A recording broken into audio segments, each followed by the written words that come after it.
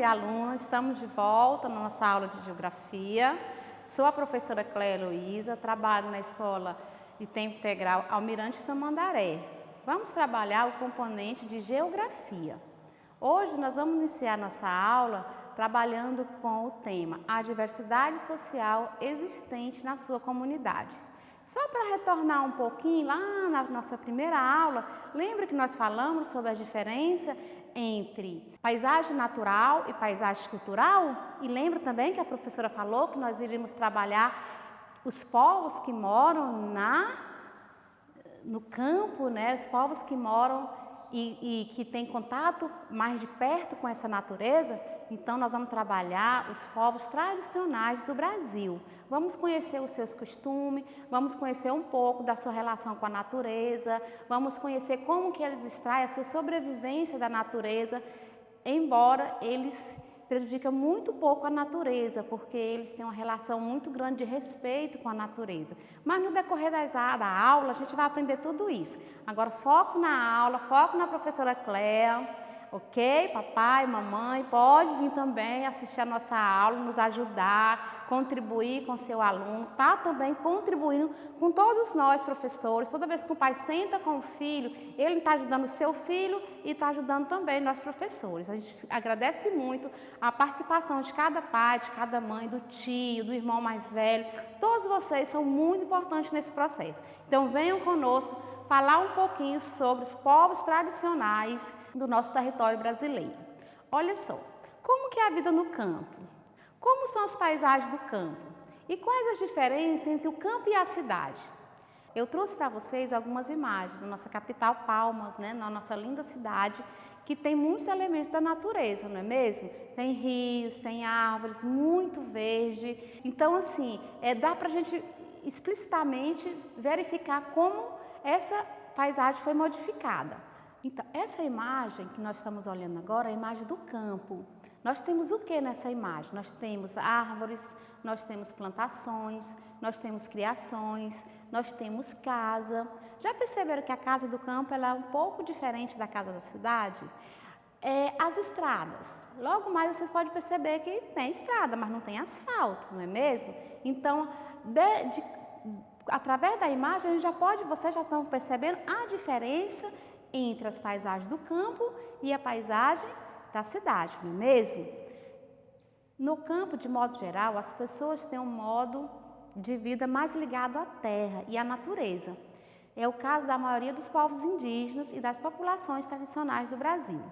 Olha só, essa ligação com a natureza de todos os povos, tanto os caiçaras, os indígenas, os quilombolas, é uma relação de muito respeito e que é observado nessa relação a sua cultura, o seu modo de viver e, em particular, como que eles transmitem o seu ensino de um para o outro.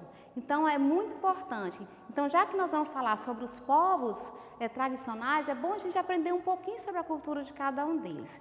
Os povos indígenas, por exemplo, ele tem toda um respeito com a natureza, com o sol, com a água. Ele vive de quê? Da pesca, ele planta a mandioca, ele planta o milho e ele pouco destrói a natureza. Então, as suas casas são feitas de pau a pique, de palha. Então, assim, pouco ele vai interferir na modificação das paisagens.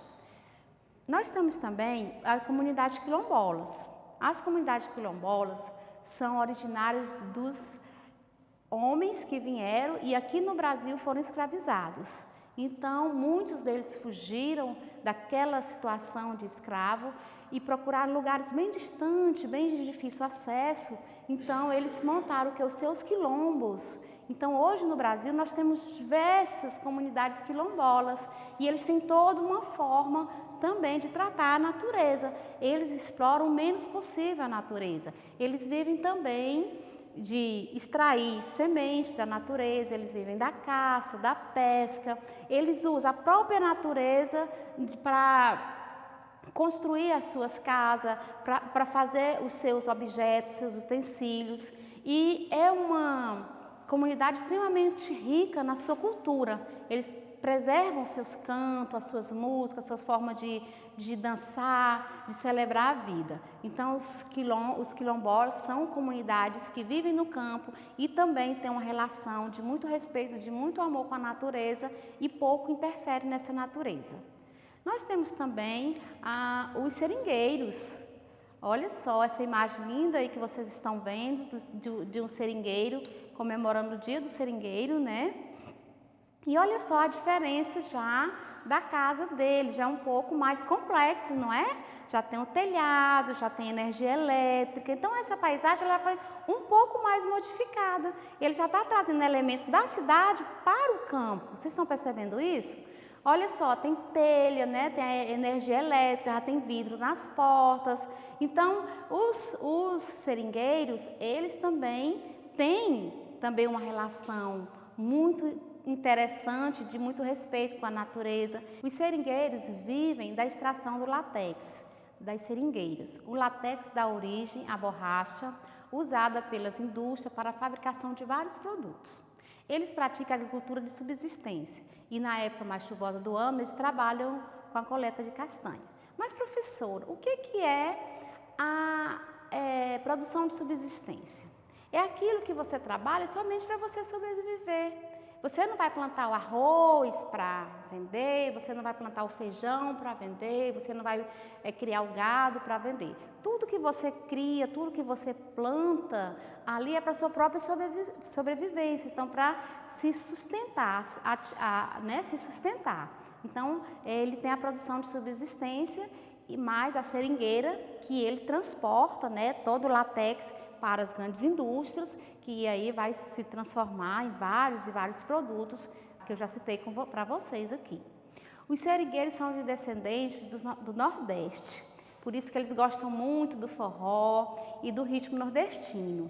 Então, são pessoas que vieram, né, lá do Nordeste e trabalham, desenvolvem essa atividade. São pessoas muito alegres, são pessoas que gostam de festejar e os seringueiros, eles são importantíssimos para a nossa sociedade, para a nossa economia, porque o látex, ele fabrica muito produtos importantes, como borracha, pneus, plástico e diversas coisas. Agora nós vamos falar um pouquinho dos caiçaras. Quem são os caiçaras, professora? Olha, são um povo muito importante, né, para nós, uma cultura muito dinâmica, uma cultura que se parece muito com a cultura indígena. Só que os caiçaras são descendentes principalmente de portugueses. Eles vivem no litoral do Brasil e seu modo de vida consiste em cultivar alimentos, como a mandioca, a pesca, fazer artesanato e extrair recursos de origem vegetal. Por exemplo, eles vão extrair o óleo da castanha, eles vão extrair o óleo do coco, babaçu. Então, eles vão extrair o peixe para vender, também para poder sobreviver. E os caiçaras, eles são uma mistura de indígena com os portugueses, que vocês sabem que nós já estudamos um pouquinho também sobre a vinda dos portugueses, né, a colonização do Brasil e essa mistura aí dos povos, não é mesmo? Olha só, as festas caiçara seguem a influência de seus povos de origem, com o fandango e a folia do divino. Então, muitas festas que nós temos hoje, como a folia, algumas danças bem típicas, né, é a origem desses povos que até hoje permanecem no nosso meio. Agora nós vamos falar de umas mulheres guerreiras, que inclusive faz parte aqui do nosso território, do nosso estado de Tocantins, são as quebradeiras do coco babaçu. Acho que com certeza você já ouviu falar, não é mesmo? Fica lá no extremo norte do Tocantins, não é mesmo? As quebradeiras de coco são mulheres que vivem da coleta do coco babaçu. Essa tradição é passada de mãe para filho e as mulheres cantam. Então, durante o trabalho, elas têm uma cantoria. E essa cantoria, elas falam da vida que elas levam, das suas tristezas, das suas dificuldades, dos seus sonhos. Então, faz parte dessa cultura delas trabalhar cantando. Então, é uma forma também, esse trabalho das quebradeiras, eles foram muito divulgados, né? E é uma forma de valorização da mulher do campo, que isso é muito importante, não é mesmo? E olha só, aí voltando lá na origem da nossa aula, né, gente? Esses povos que nós chamamos povos tradicionais, eles também, do seu modo de vida e diante da sua cultura, eles também modificam a natureza, eles também impõem ali a sua forma de viver. Espero que vocês tenham aproveitado, que vocês tenham aprendido bastante. Um grande abraço e até breve.